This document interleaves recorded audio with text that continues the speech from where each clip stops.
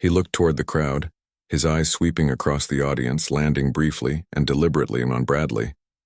When an officer realizes that the person they stopped, questioned, or judged is not just a stranger but a neighbor, a parent, a doctor, or even someone who serves their community, that's when true understanding begins. There was silence for a few moments. Bradley's chest tightened. He felt exposed, but he also knew this was deserved. After the discussion, there was time for open questions. A young man from the audience raised his hand and asked, "How can we trust police again when things like this keep happening?" The question was blunt but honest. Raymond started to respond, but Maya gently touched his arm and stood. "I think trust starts when both sides choose humility," she said. "For me, I could have stayed angry, and maybe I had a reason to. But anger doesn't build bridges, and listening does. When someone is willing to admit they were wrong and truly try to change, that's where trust begins again." The audience nodded softly. Bradley felt his throat tighten. He could feel his pulse in his ears. When the event ended, people began to leave, chatting quietly. Bradley sat still, debating with himself. He didn't want to approach her again, but something told him he had to. He couldn't leave this chapter half-finished. Finally, he stood and walked slowly toward the front. Maya was packing her notes into a folder when she noticed him. "Officer Bradley," she said softly. He stopped a few feet away, unsure how to begin. "Dr. Thompson," he said, "I listened to everything you said tonight, and I wanted to say thank you." She looked at him curiously. "Thank you?" "Yes," he said, his voice trembling slightly. "For not hating me? For not turning this into something ugly? You could have. But instead, you turned it into something that might help others. I've been on this job for a long time, and somewhere along the way I stopped seeing people. I saw drivers, suspects, reports on not humans. You made me realize that." Maya's expression softened. "It takes courage to admit that," she said. He nodded. "I'm trying to do better. I don't know if I deserve forgiveness, but I wanted to tell you that I see you now. Not as the woman from that video, not as the chief's wife, but as a person who taught me more in one conversation than I learned in 15 years on the job." There was a long pause between them. Quiet, but full of meaning. "I forgive you," Maya said finally, her voice gentle. "Not because it erases what happened, but because forgiveness gives both of us a chance to move forward." Bradley's eyes glistened. He nodded, unable to speak for a moment. Then he said softly, "Thank you." As they stood there, Raymond approached, joining them with a calm smile.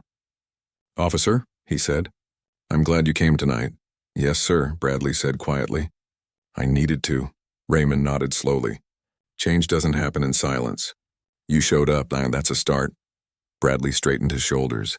"Sir, if it's all right, I'd like to volunteer for the community liaison program you mentioned last week. I think I could learn a lot, and maybe help others learn too." Raymond's eyebrows lifted slightly, impressed. "I think that's a great idea," Maya smiled. "That's a good step, officer." Bradley gave a small, grateful nod. "Thank you both." As he turned to leave, he felt lighter. Not because everything was fixed. It wasn't. But because for the first time he felt like he was walking in the right direction. Over the next few weeks, Bradley kept his promise. He joined the community program, meeting with local youth groups, helping with school safety sessions, and even attending open dialogues where citizens could share their experiences with law enforcement. At first, people looked at him with suspicion. Some recognized him from the video and whispered, but he didn't hide from it. He listened, he apologized when needed, and he learned. Slowly, people started to trust that maybe he really was trying to change. Maya heard about his efforts through the grapevine, not from Raymond, but from hospital volunteers who had attended the same programs. She felt a quiet pride knowing that something painful had turned into something good. One evening, months later, there was another community event, this time led by younger officers who had been inspired by the new Empathy Initiative. Maya and Raymond were invited again. When they arrived, Bradley was there helping organize chairs and greet guests. He saw them from across the room and walked over, this time with a genuine smile. "Good evening, Chief, Dr. Thompson." "Good evening, officer," Raymond replied, shaking his hand. Maya smiled warmly. "I've heard about the work you've been doing. You've made quite an impact." Bradley looked down modestly, "Just trying to do my part." It's been eye-opening. I wish I had understood all this sooner. Maya nodded. The important thing is you understand it now. The event went beautifully. Stories were shared. Laughter echoed through the hall. And the line between us and them felt thinner than ever. As the night ended, Bradley stood quietly outside, looking up at the stars scattered across the clear sky. Raymond joined him for a moment. "You've changed a lot, officer," the chief said softly. Bradley nodded. "I had to. That day changed everything for me. I thought wearing this badge made me better than others. But it doesn't. It just gives me more responsibility to be better." Raymond smiled faintly. "That's exactly what I tell my recruits." There was a brief silence, peaceful this time. "You know," Bradley said quietly, "when I first met your wife, I only saw what I wanted to see. But now when I meet people, anyone, I try to see the whole person. It's made me a better officer." "And a better man." Raymond nodded approvingly. "That's all I ever wanted for my team." When they went back inside, Maya was helping clean up the last few tables. She looked up as they approached. Bradley gave her a small nod of gratitude, and she returned it with a kind smile. No more tension, no more awkwardness, just mutual respect.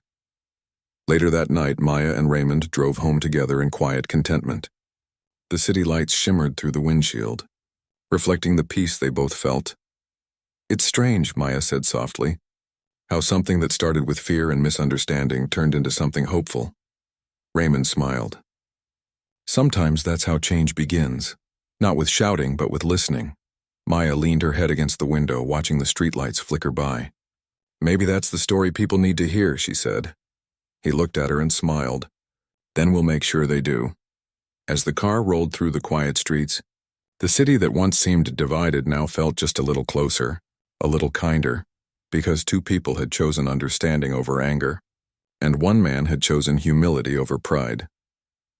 Months had passed since that evening when Officer Bradley stood under the stars beside Chief Raymond and realized how much his life had changed. He still wore his badge, but now it felt different. Not like a shield, but a reminder. Every day he went to work with a quiet sense of purpose, trying to do right by the people he once overlooked. The community had started to notice.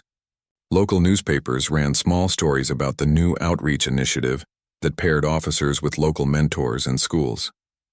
Bradley wasn't mentioned by name, but those who knew him understood who was helping behind the scenes. He didn't care about credit. He cared about making things right. One afternoon, Bradley was sitting in a small community center, helping a group of high school students prepare for a career day. The walls were covered with colorful posters and handwritten goals like "Future Nurse" and "Engineer in the Making."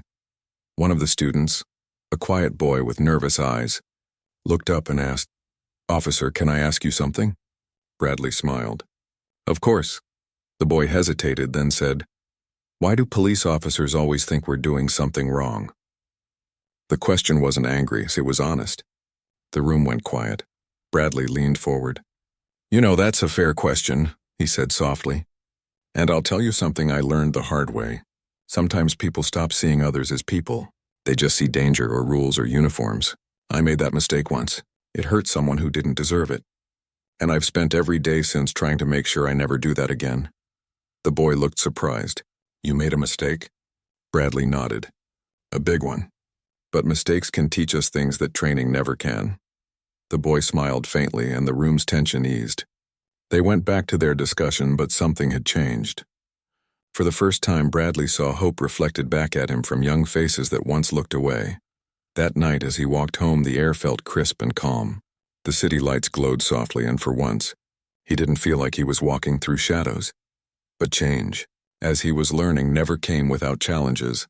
A few weeks later, a journalist contacted the department asking to feature a story about the city's new police community initiative.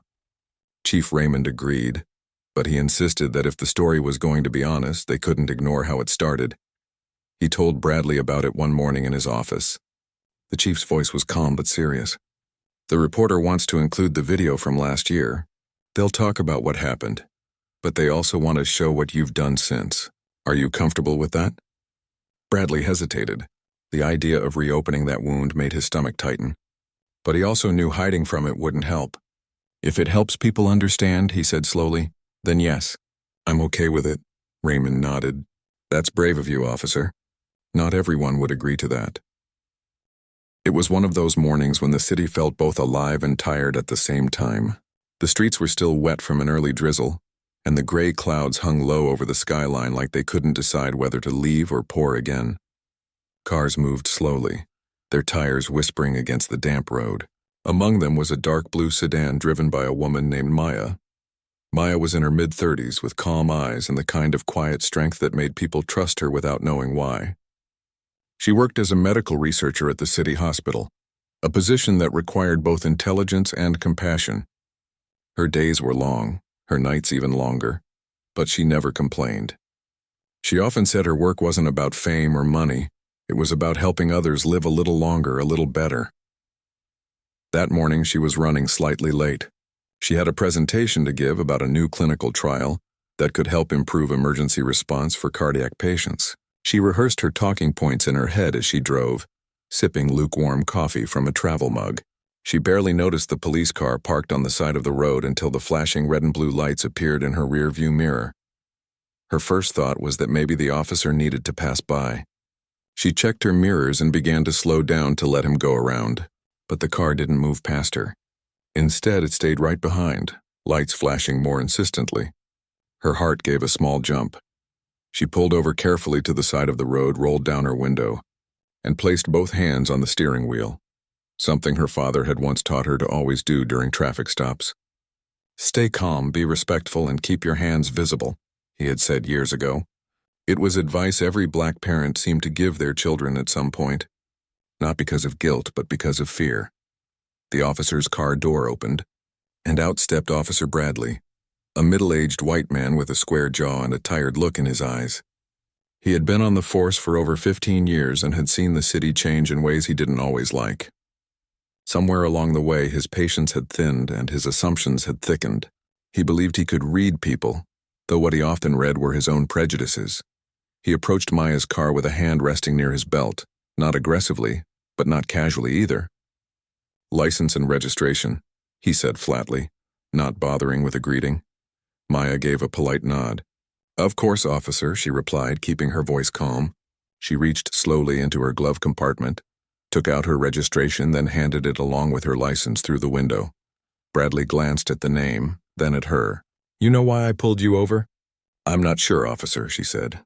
"Was I speeding?" He shook his head. "You drifted across the center line twice back there."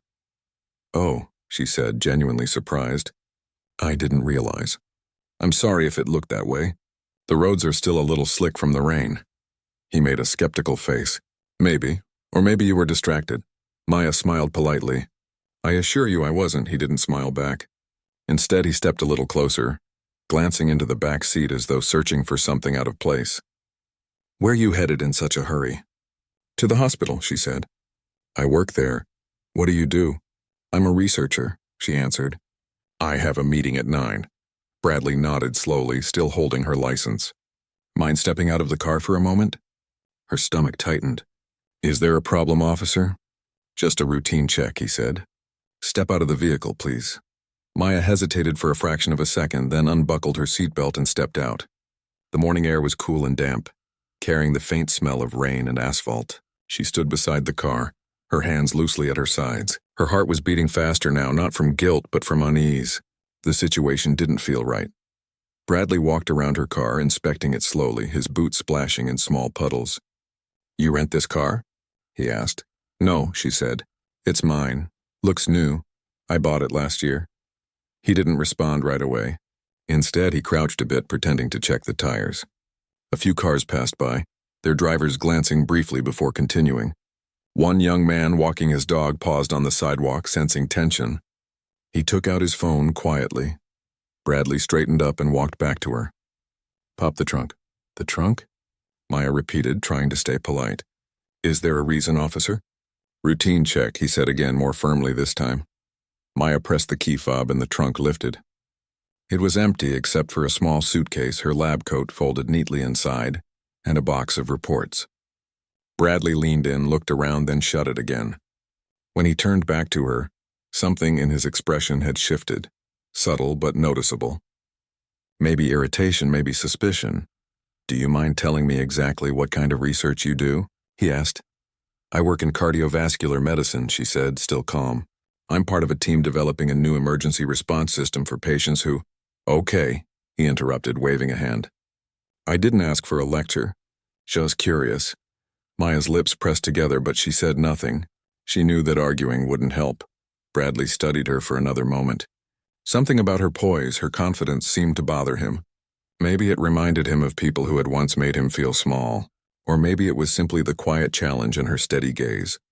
The man with the phone on the sidewalk took a step closer, pretending to adjust his dog's leash.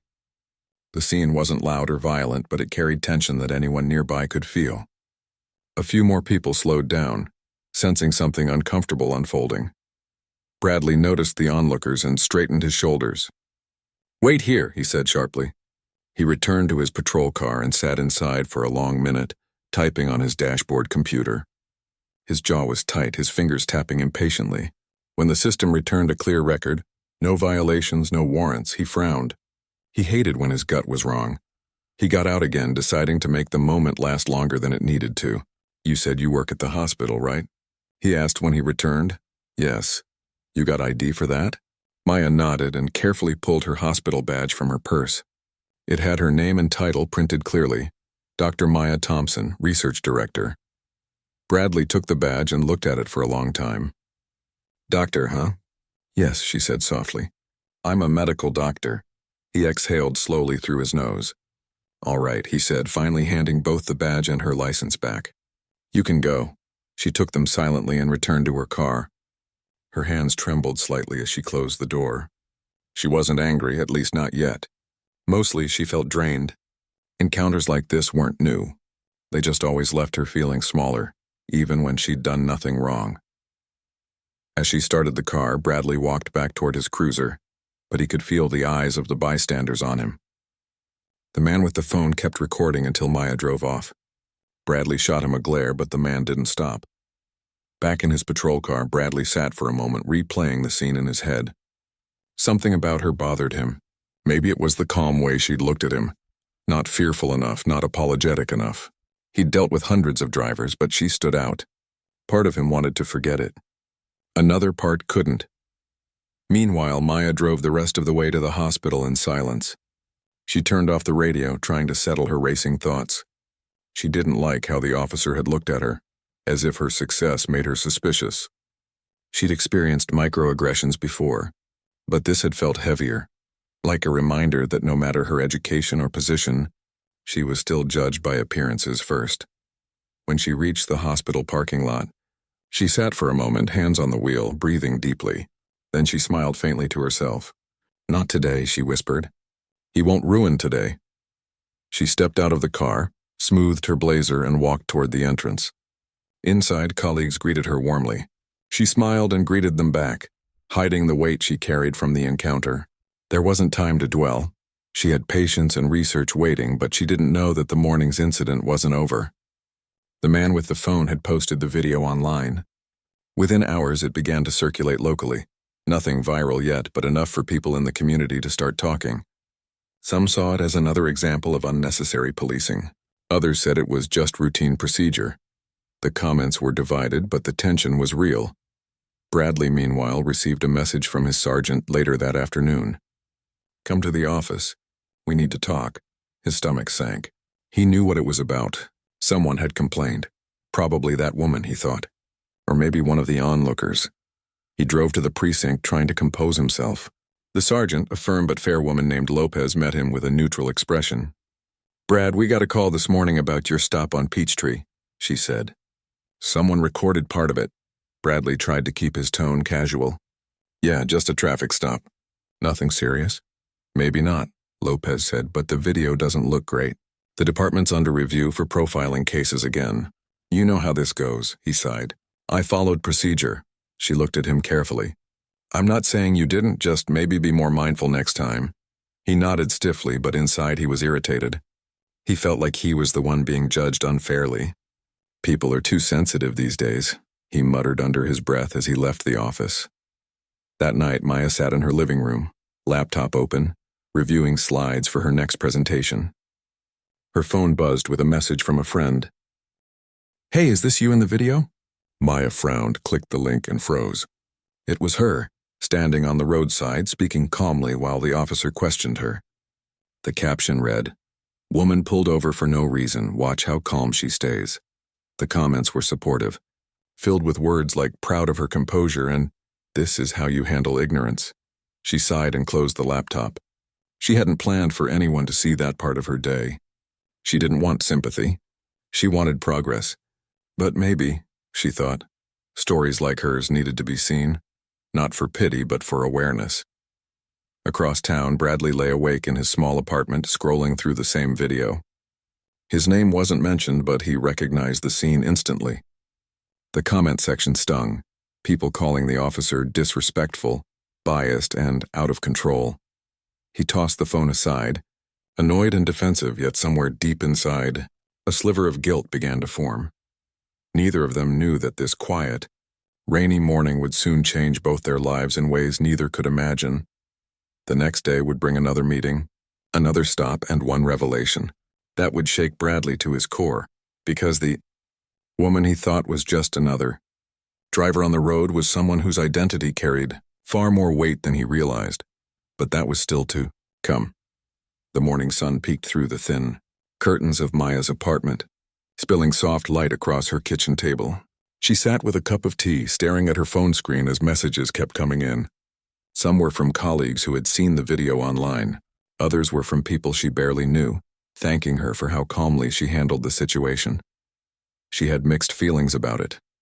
Part of her appreciated the kindness, but another part of her wished it had never happened at all. She didn't want to be that woman from the video. She just wanted to do her work, go home, and live quietly without having to defend her dignity every time she stepped outside. Her husband, Raymond, came into the kitchen still in his uniform. He was a tall, calm man with a quiet strength that balanced Maya's steady composure. He had been working in law enforcement for almost 20 years, though few people outside their circle knew that. He had recently been appointed as chief of police for the city, a position that carried both pride and heavy responsibility. Raymond noticed the look on her face and asked softly, "Still thinking about it?" Maya nodded. "The video keeps spreading. I wish people would just stop sharing it." He leaned against the counter. "You didn't do anything wrong, Maya. You stayed calm, respectful, and you showed more patience than most would have." She sighed. "That's not the point. I don't want people to see me as some symbol. I just want to be me." Raymond walked closer and gently squeezed her shoulder. "You handled it with grace. That matters," she smiled faintly. "I guess so. I just hope that officer learned something from it." Raymond hesitated for a moment, then said, "You never told me his name." "I didn't even look," she said. "I just wanted to leave." He nodded slowly, his eyes thoughtful. "Maybe that's for the best." Across town, Officer Bradley sat in his patrol car outside the station, his mood heavy. He had slept poorly again. Every time he closed his eyes, he saw her face, calm, steady, unbothered. The video had reached local news now, and even though his name wasn't mentioned, most people in his department knew it was him. Some of his co-workers teased him quietly, while others gave him strange looks. He turned on the radio to drown out his thoughts, but even that didn't help. Every station seemed to mention the same story. A calm woman shows grace under pressure. They talked about professionalism, about bias, about restraint. None of them used his name, but the shame still stuck to him. Bradley had always thought of himself as a good officer. Tough maybe, but fair. But now, for the first time in a long while, he felt like the bad guy. His sergeant called him in that morning. "Brad, take a break from patrol duty for a few days," she said gently. "There's too much attention right now." "I didn't do anything wrong," he argued. "I know," she said, "but perception matters. Just lay low until this blows over." He left the station feeling even more frustrated. The streets looked different when he wasn't in uniform behind the wheel of his patrol car. He noticed people's faces more. Tired mothers walking kids to school, workers waiting at bus stops, people rushing with coffee cups in hand. He saw the city he was supposed to protect, and for the first time, he wondered if maybe he'd stopped really seeing it long ago. Maya, meanwhile, arrived at the hospital to find a small group of nurses and doctors waiting for her near the entrance. They clapped lightly, smiling. "Our hero," one of them said teasingly. She blushed. "Oh, please. I'm not anyone's hero. I just got pulled over. They laughed, and the moment eased her nerves. Inside, she went straight to her lab to prepare for the day's research. The hum of machines and the quiet rhythm of her work felt comforting, logical, predictable, safe. By mid-afternoon, she almost forgot about the video entirely. But fate wasn't finished with that story yet.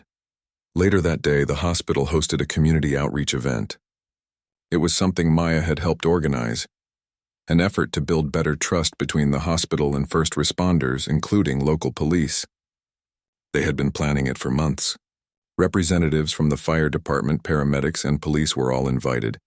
When Maya saw the name Officer Bradley on the attendance list, it didn't register at first.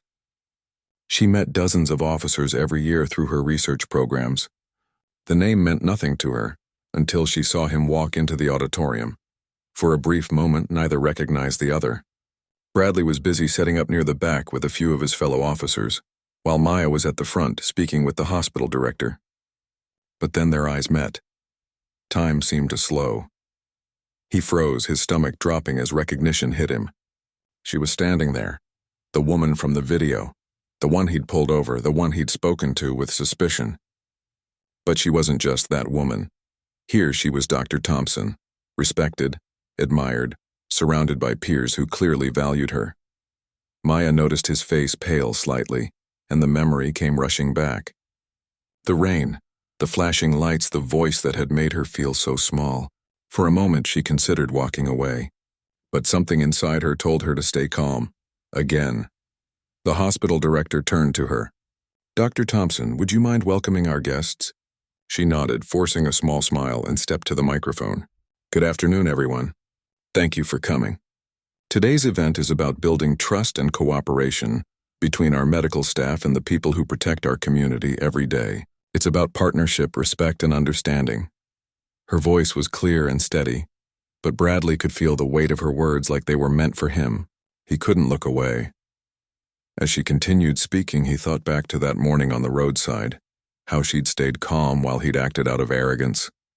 Now he stood among his peers, suddenly realizing how small he must have looked in that moment.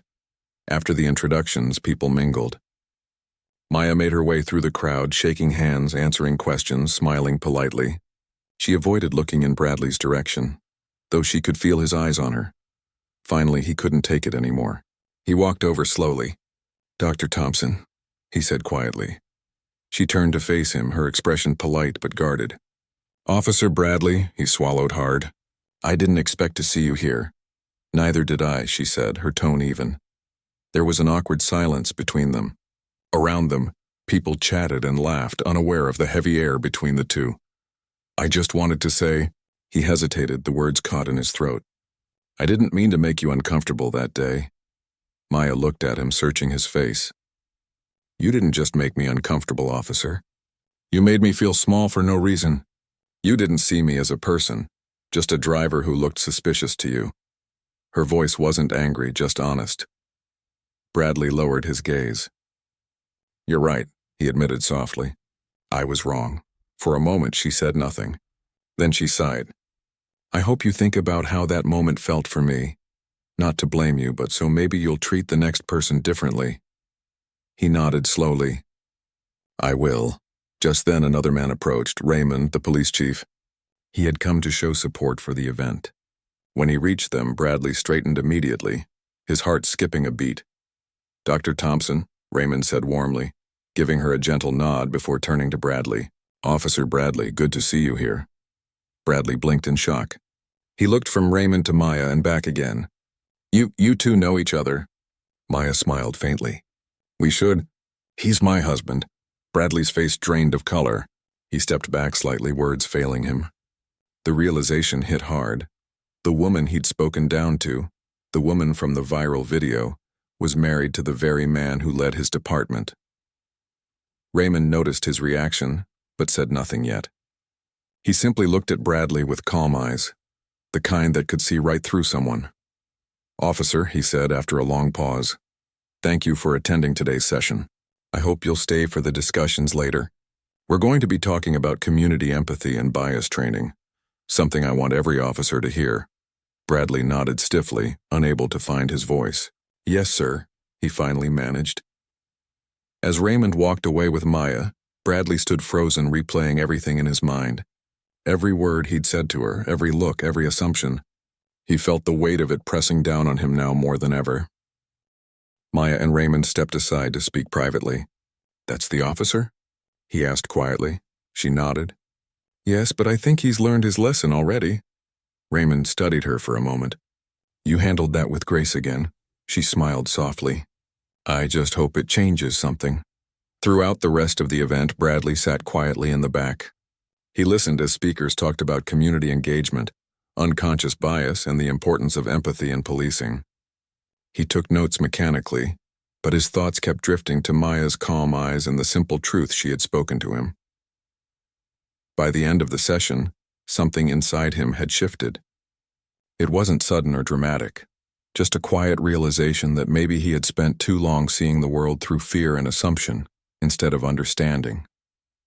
When the event ended, he approached Raymond again, his posture humble. "Sir, I just wanted to say, I didn't know she was your wife." "If I had," Raymond stopped him gently. "That shouldn't matter," he said. "You shouldn't treat anyone differently based on who they are connected to. Treat everyone like they matter because they do." Bradley nodded, his throat tight. "You're right, sir." Raymond gave a small nod. "Learn from it, officer. That's all I ask." Bradley left the hospital that evening feeling more reflective than he ever had in his career.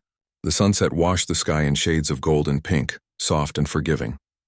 He drove slowly through the city streets, noticing things he hadn't paid attention to before: the laughter of kids playing basketball, the kindness of a stranger holding the door open for another, the small, everyday acts of decency that held the city together.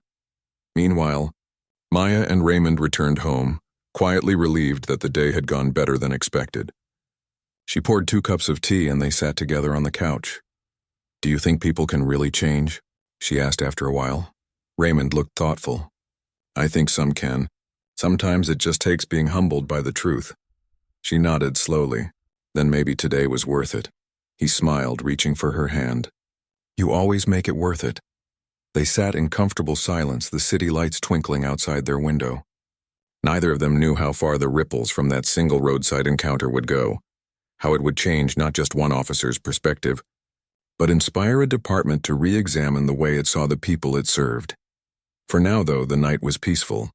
Maya finally allowed herself to relax, unaware that the next chapter of their story would soon test forgiveness, humility, and the real meaning of change. Z.